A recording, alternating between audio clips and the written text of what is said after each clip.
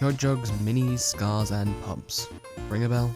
Well, it should, because today we're playing Fortnite. Now, I've played my fair share of Fortnite, a couple thousand hours, so I'm very familiar with all the weapons. Now, this Terraria Mod showcase will consist primarily of weapon testing on dummies and bosses for the sake of the video. The record, the gear I use throughout is typical of what you would usually use, and is reforged to menacing after pre-hard mode. It's not completely set to maximize damage, so the damage you see may not reflect what you see if you play the mod yourself. You may also require different weapons, as not all of them were showcased to add some surprise if you play it yourself. But enough of that, let's get into the actual stuff. And by the actual stuff, I mean the makeshift weapons. Yeah, they kinda suck. Most of them linger around the 40 to 50 damage mark, the regular pistol hitting the high 70s, and the makeshift bow breaking all barriers and hitting the 150 damage mark. And while that's a bit strong for this point, it's mainly in the arrows, which are primal flame arrows, made from some more high-end ingredients that require a bit of crafting. You know what isn't expensive to craft? The will to go down there and hit subscribe. It's free, it gives me the motivation to keep making these videos. For King Slime, I pretty much just use the bow with the flame arrows. Pretty easy, pretty consistent. The only thing I have to say is that the arrows are a bit too strong for being available pre-boss.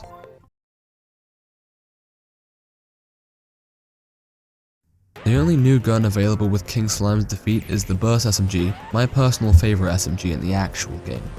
Burst SMG performs very well for this point of the game, hitting 80 to 100 damage in 4 short bursts. For the Eye of Cthulhu, I used the Burst SMG to deal with the Servants of Cthulhu, and the bow to deal the actual damage, seeing as it deals almost double the SMG's damage.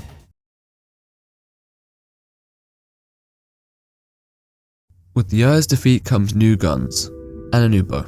The Primal Bow is an upgrade of the makeshift bow, which, by the way, is actually obtainable pre-boss and deals damage comparable to a pre-Wall of Flesh weapon and even early hard mode weapons.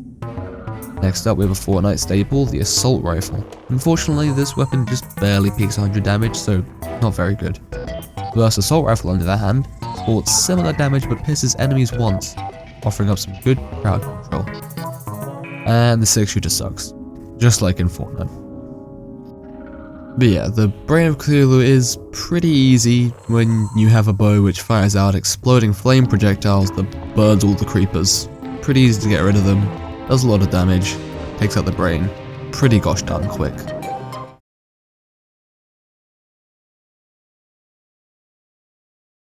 Of the new guns now available, the SMGs were definitely the strongest.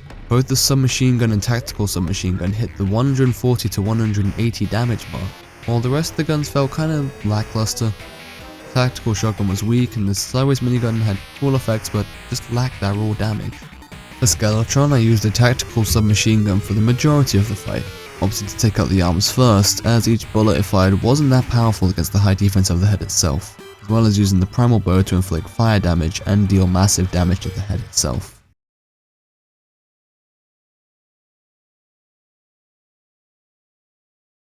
With Skeletron defeated, we now have 2 classic weapons at our disposal, the pump shotgun and minigun, which I'm sure you'll be happy to hear are actually pretty good.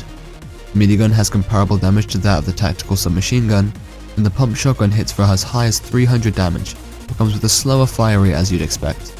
Combat pistol is also available, being around 200 damage per second. For Queen Bee, I primarily used the minigun and pump shotgun. The minigun's high fire rate made it easy to deal with her bees and hit her during the projectile phases, while the pump made it easier to hit her during her dashes. With Queen Bee's death comes 2 new weapons, the drum gun and the hammer assault rifle.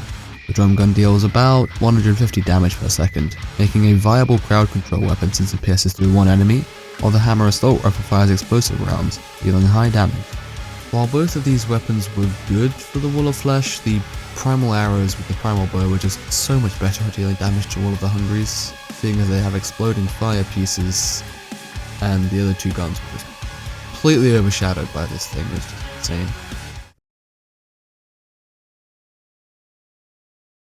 Hard mode time, which means new guns of course. The new wars and enemies in the world, there are several new additions to our arsenal. The revolver is first, having good damage but is outcompeted by our upcoming weapons. Not this weapon, because the sidearm pistol sucks. Some of the pre-hard mode guns are better than this rubbish thing. Next up we have the sideways rifle, sporting a piercing shadow beam projectile, great for crowd control, just like the fireworks flare gun. This flare gun shoots an explosive firework that deals damage to multiple enemies, and is also just as good for single target. Finally we have the Flapjack Rifle. This gun is perfect for single target enemies, causing a high damage, just about peaking 300s. The Destroyer was a bother, to say the least. The firework flare gun was the best weapon against it, but still is nowhere as good as some vanilla weapons like the Daedalus Stormbow. The sideways rifle was okay, but only really worked if you stood still to fire down the segments in a line.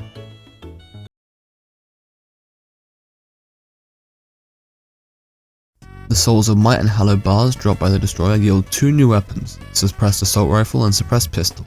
The rifle has very high damage on single targets, while the pistol pierces, giving it incredible crowd control capabilities.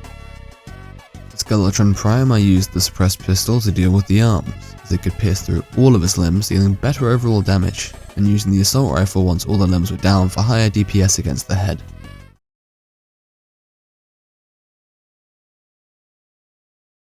And as I'm sure you may have noticed by now, the mech bosses give the suppressed weapons, and with Souls of Fright we can now make the suppressed SMG. This weapon is good. It has high DPS, high fire rate, and it's just a good overall weapon. And yeah, I use it for pretty much the whole of the twins fight, since it fires so fast there's not as much of a penalty for missing bullets compared to a weapon like the suppressed assault rifle, making the fight pretty easy.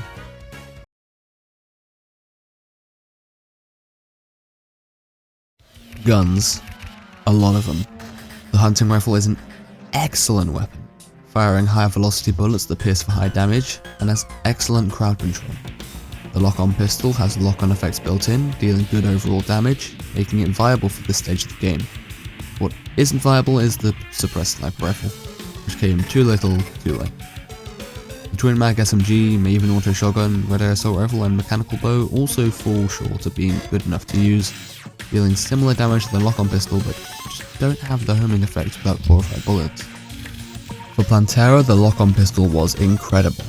It easily dealt with Plantera's first phase, but becomes more of a burden during the second phase. This is because of Plantera's tentacles, which take the homing shots and act as a shield.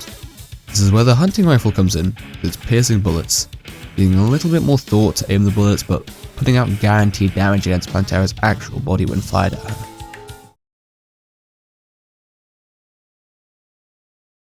Now this is where we see a huge increase in damage.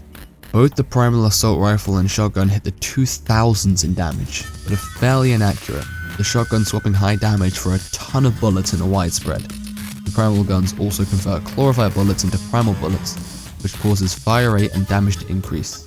If you fight Golem in the temple though, perhaps nanite bullets will do better for the shotgun, as all the bullets will hit all the time. The heavy sniper rifle has high base damage but fires incredibly slow. The only thing it has going for it is the fact that it pierces enemies, allowing for incredible crowd control. The rest of the weapons kind of suck. Scoped assault rifle and revolver have lackluster damage, the pulse rifle is built for mages, while the primal stingbow just lags the game out with all of the projectile effects. The only other good weapon is the striker assault rifle, which is fairly high DPS and accuracy for this point of the game. For the majority of the Golem fight, I used the striker assault rifle and the scoped assault rifle, which wasn't actually as bad as I previously said it was. Besides that, Golem is just a glorified target dummy really, isn't he?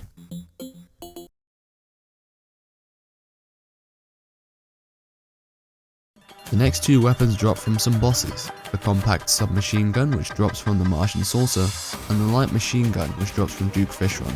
The compact submachine gun has mid DPS compared to our other guns, but my god does it sound nice to fire. And the light machine gun has very high DPS, hitting the 1800s. For the Empress of Light I used the light machine gun and, well, that was it. This weapon was very good for this fight and absolutely shredded her, so it's definitely worth the effort of getting.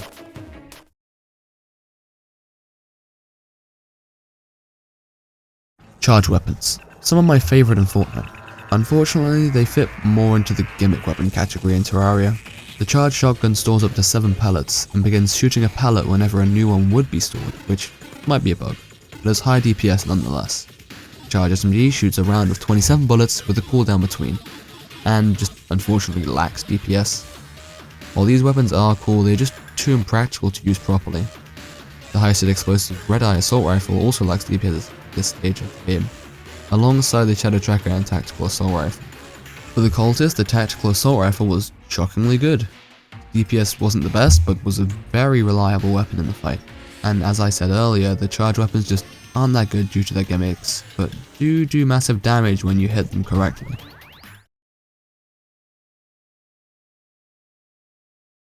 From the pillars come the strongest weapons in this mod, the Evochrome Shotgun and Assault Rifle. These weapons are unique, as they upgrade from Mark 1 to Mark 4 as you defeat the pillars and incorporate their fragments into them. These weapons are phenomenal, and frankly make the Moonlord a cakewalk. The Accelerant Shotgun is also available now, which is almost on par with the Evochrome Shotgun in terms of DPS. For about 99% of the fight I use both of the shotguns, having high DPS and making the eyes pretty easy to deal with, using the Assault Rifle right towards the end of the fight to finish it off. Good mod, what else can I say? Go subscribe now so that I can find more mods like this so you don't have to.